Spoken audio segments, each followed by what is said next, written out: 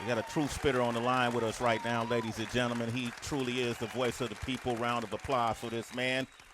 Please give him a round of applause. He's come from the bottom and made it to the top. He's unapologetic. He doesn't apologize for the things he say, HB.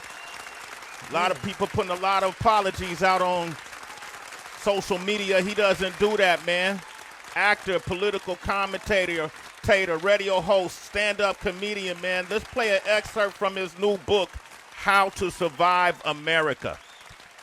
Black people in America are predisposed toward ruin. No matter what happens to us, it is our fault. If black people are slaves, it must be our fault. If police continue to brutalize us, it must be our fault. If black Americans die from COVID at higher rates, it must be our fault. From the founding fathers until now, we're always at fault. We're built for it. We're culpable for it.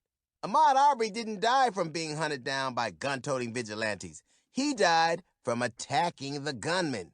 George Floyd didn't die from a police officer kneeling on his neck.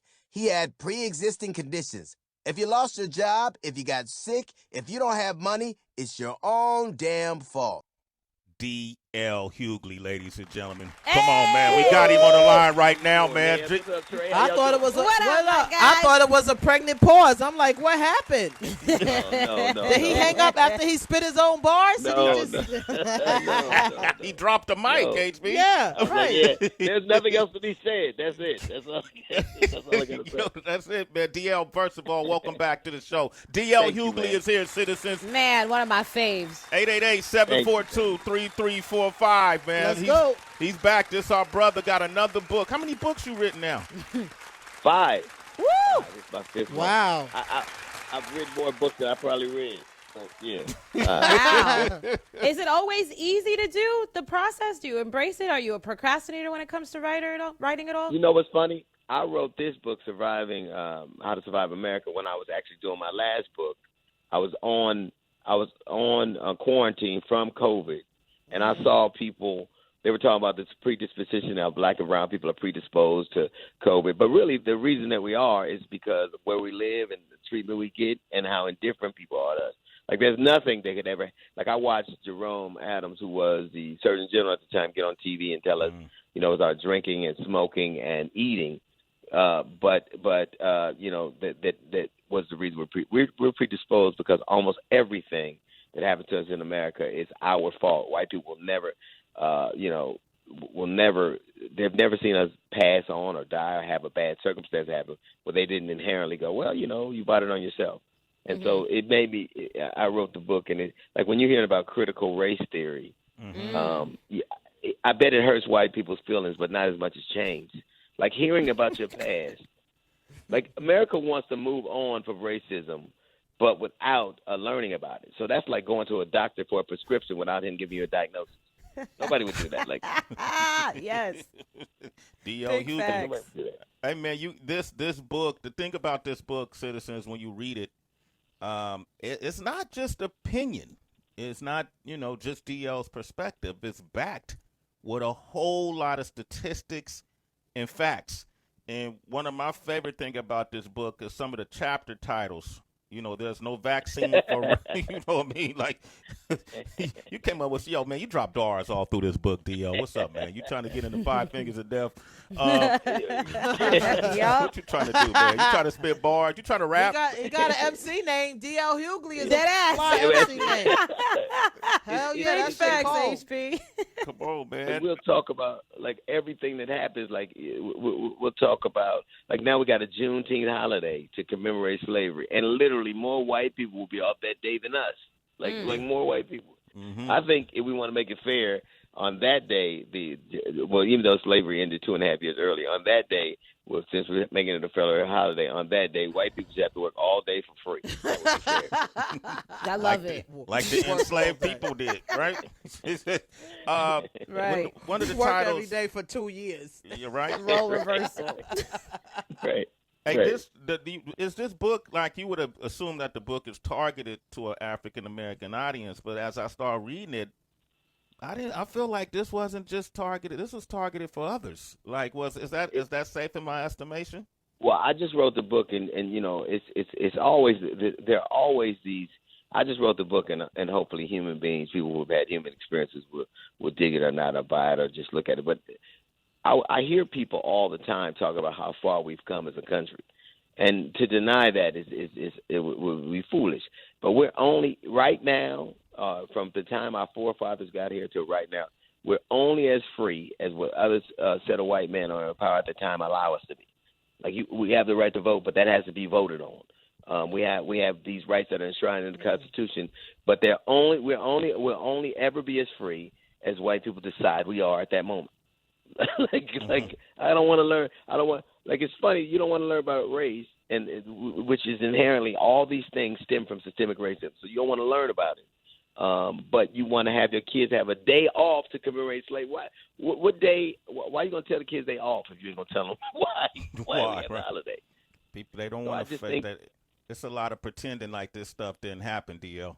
Right, and you either we are that if we find ourselves in these situations all the time in the neighborhoods we live in, and the sicknesses that we get, and the disparities that we have, either America has done some incredibly monstrous things, or we are just morally bankrupt people, and so you can't reconcile it any other way. And I just think the only thing that I've ever tried to do is when I see a situation, I either write a book or I write a joke. So it's because to me, facts are just hilarious, and it's hilarious to hear people argue. Like people always go, 50% of the people arrested for murder in this country are black. Yeah, but 50% of the people exonerated for being convicted for murder are black too.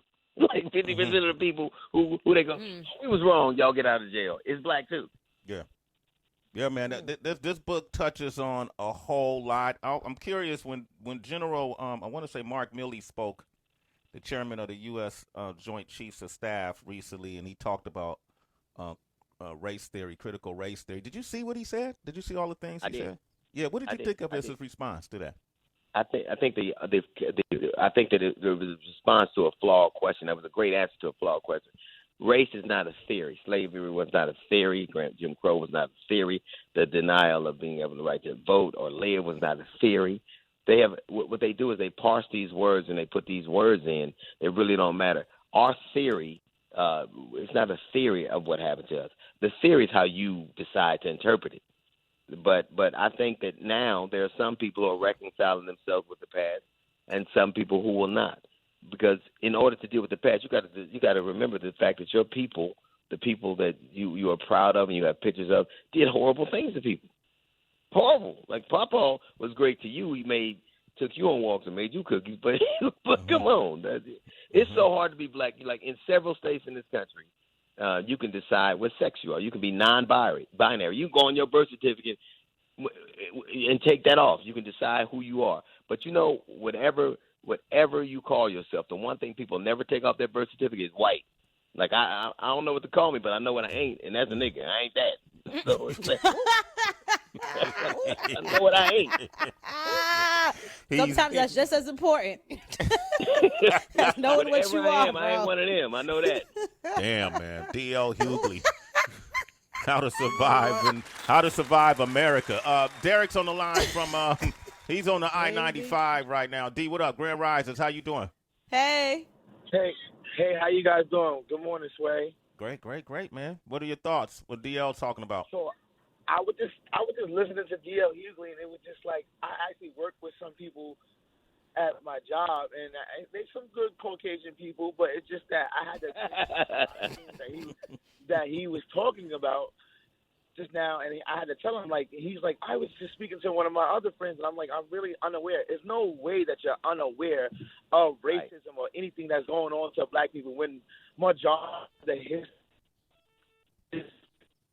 Damn, it sounds like his phone line being discriminated against right now. They got him, Sway. They got him. And even if you driving on I-95, so I'm with my father, and I'm passing the Capitol building, and I'm like, how the hell they still have a whole slave master at the top of the Capitol building?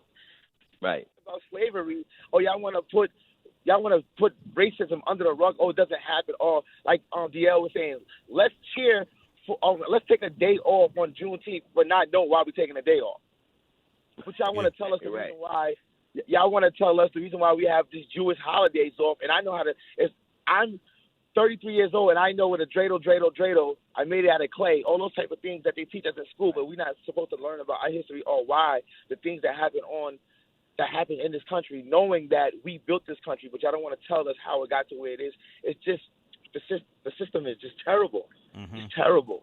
Mm-hmm. And like DL said, he said that we ain't never gonna be free no matter what. The only way we free is that they allow us to be free. There's no way we're gonna ever be free. Like he said, you had to vote to let us vote. That's terrible. Yeah, it's terrible. You do. Like I just said to my dad. I said to my dad that my father was born in the 60s, and I said, y'all don't want to teach about what's going on in this country, but in the 60s, Jim Crow law in the 60s, my father and my mother, they weren't even allowed to drink from the same type of water fountain. It's just ridiculous. That's ridiculous. But that's why I wanted to call in and talk to him about that. And DL, I definitely want to get that book, so I don't know if I can check it out on Amazon or wherever, but I want to go get it. Everywhere. You can Amazon, you can go to Barnes & Noble, you can get it at Target or Walmart. It's everywhere. All right. How to Survive America. You. Get that, Derek. Give one to your dad, too. You a citizen, brother. You a Sway citizen. Sway in the morning. Give it to the whole family. Brendan on the line from Ohio. What's up, Brendan? Hey. Hey, how you guys doing? Grand Risings. Brendan, how you doing? Good. All right. Well, I just wanted to pitch in.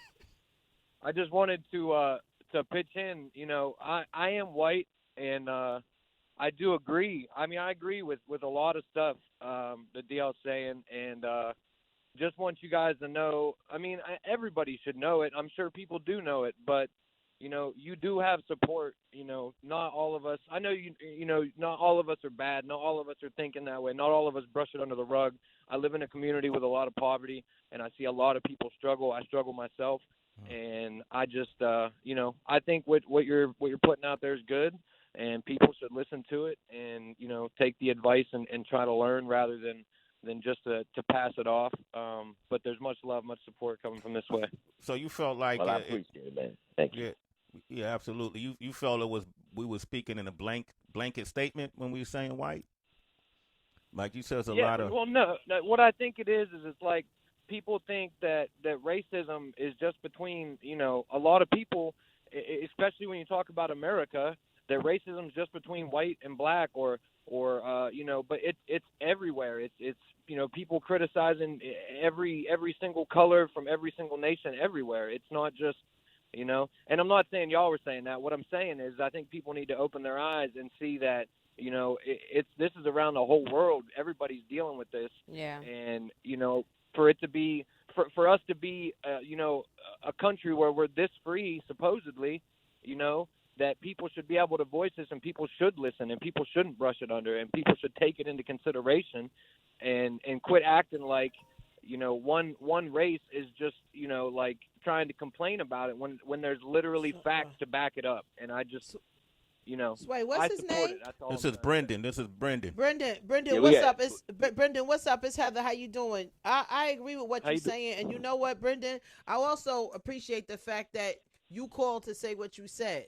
And more people need to do that. You know, it's like a lot of times you run into situations. I think what DL touched on, what Sway, myself, and Tracy's touching on is that just brushing it over, acting like it doesn't exist, acting like it's not real. So the fact that you calling up to say what you said, I appreciate that, bruh. And I just wanted to recognize that for you.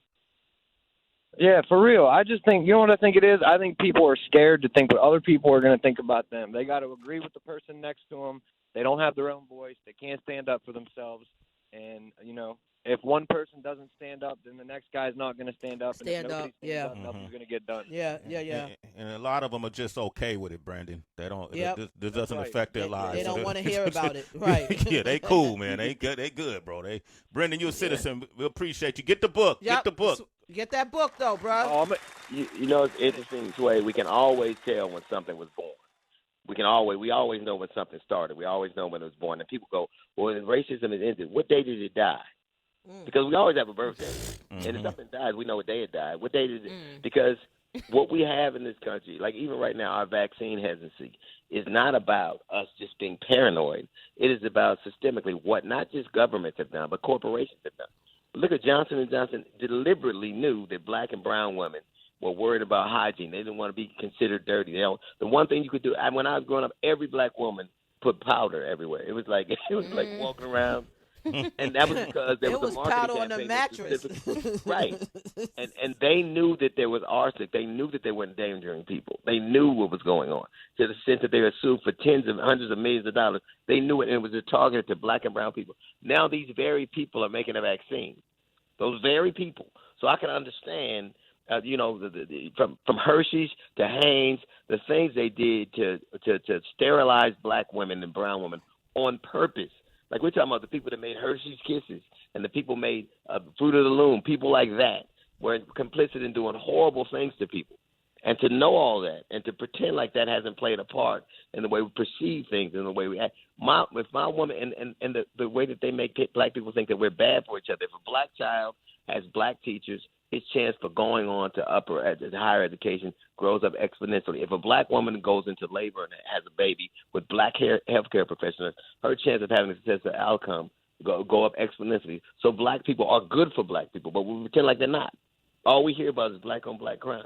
But if black people can help educate me and black people can help save my life, then how are we bad for each other?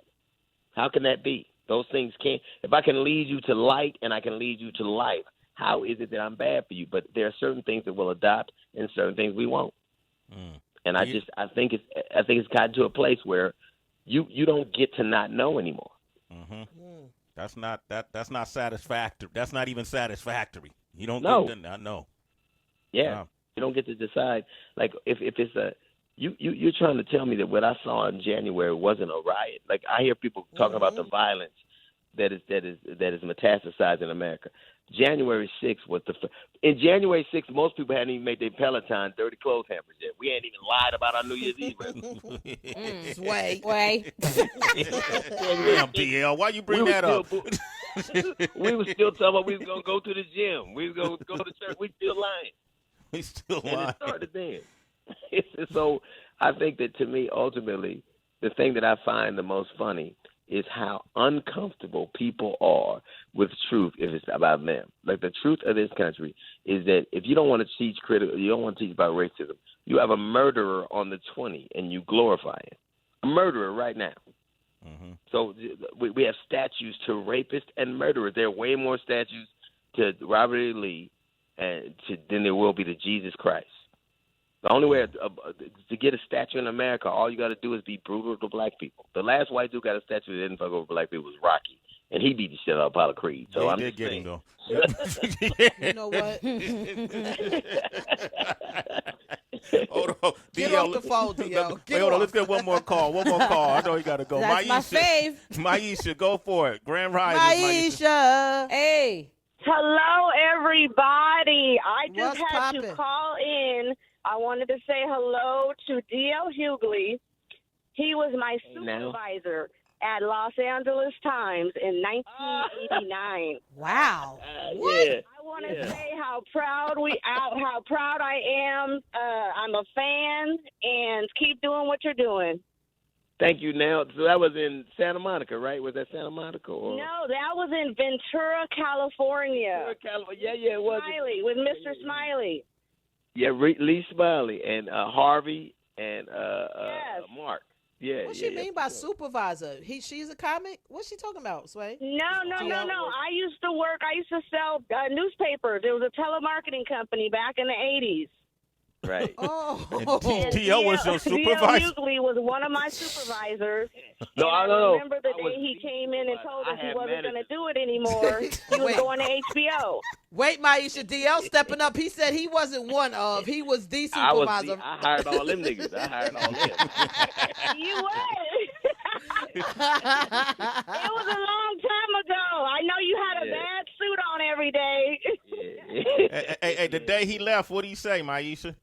He told us. He was like, look, I'm going to HBO. I'm going to make it big. And we were like, yeah. You know, because he always tried his stuff out on us. And we thought he was funny. I had a crush on him, right? I'm 19, selling newspapers over the phone. But the next thing we know, he was on TV. And he made it big. Ain't that Look at something, Maisha? Look at God. Okay, manifestation in front of your face. That means you can do it too, Maisha. Hey, make sure you get his book, How to Survive America, okay? Getting it today. All right, take care, Maisha. I'm glad y'all made that connection. Yo, DL, you come a long way, brother. Round of That's applause. dope, though. That's come dope. on, You man. called up. Come on, man. Love it. You know Hey, what's funny about that, Sway? It Yeah. was a dude, my supervisor, right? And I told him I wanted to, like, what I wanted to do. And he's a white dude. His name was Kurt Johnson. He was a white dude, and he gave me a year off. He gave me a year off with full benefits and a bonus, and he lost his job because of that. He lost his job. I mean, his name was Ron. Ron. I don't want to say his name. His last name. His name was Ron, and he lost his job because of that. And then I saw him like maybe 10 years ago. I was playing a gig, and I asked why he did it. He said, "I saw something in you." But the fact that he risked his thing so I could have something, I never forget that. So when people say what I'm saying is based on hate, it's not. I've had any number of great people who were influential in my life, but that doesn't negate the fact that there are things that happen that if you're in a position to say something about, you have to. It's like we are a community, and the only way a community it stays vital and stays relevant is if it acknowledges what it has done, and that way it can move forward to where it needs to do. Like, we need to move on. We're a nation right now that is we got buildings falling down and bridges falling down and capitals being attacked and people recovering from sickness. And there has to be a way that there got to be some things we agree on. Something. Yeah. To move forward. So, I agree, man. yeah. DL Hughley, man. I can't wait to see you in person, brother. Keep rising, man. For sure, Keep man. shining, man. I love what you're Well, doing. you too, man, and I love you too, and I love you guys. You guys always do such a solid job, man. Y'all, and I can't tell you how many days I listened to y'all during COVID, and y'all made me feel a lot better. And I'm sure you did that to a lot of people. I love you, and I think what y'all doing is a light. Thank you, man. DL Thank you, Hughley, DL. man. We good. We made it, Yeah. man. Shoot, the supervisor gave us props, yo. Go get a raise. Keep shining, DL, man. Y'all give it up for DL Hughley. Get the new book, How to Survive America. See you soon, brother. All right? All right, man. Love you guys. Talk to you Love later. you too, man. My man, DL Hughley, man. Come on, that dude, man. Come The on, greatest. man. He the greatest.